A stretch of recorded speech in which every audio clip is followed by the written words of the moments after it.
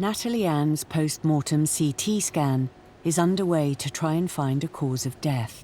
So as we come down through the initial images, we can see evidence of some spinal surgery.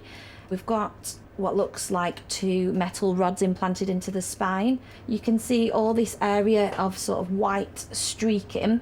We usually find this in cases of people with scoliosis. They'll implant rods to try and straighten the spine.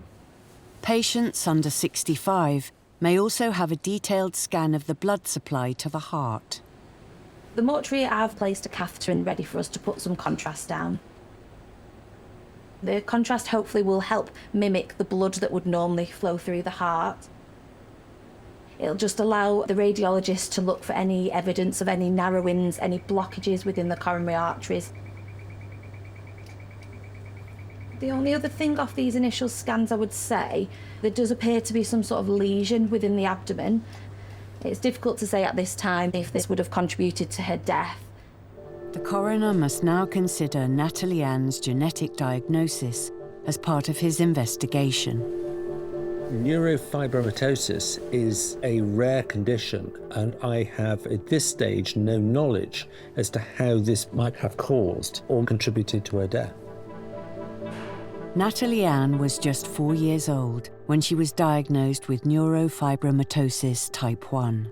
This is a multi-system condition, affects many tissues and organs of the body. It affects the skin, the nervous system, bones, heart, etc. In some individuals, or you might have curvature of the spine called scoliosis. You might get tumors in the nervous system. They are benign, but could potentially emerge into cancerous tumors.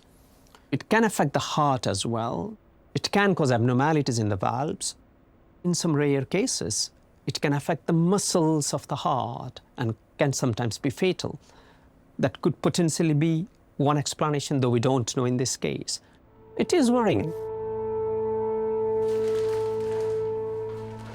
When somebody dies suddenly, there's just nothing. You're waiting on other people for answers.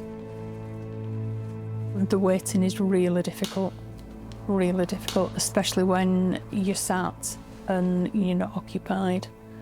Your brain jumps to all sorts of conclusions.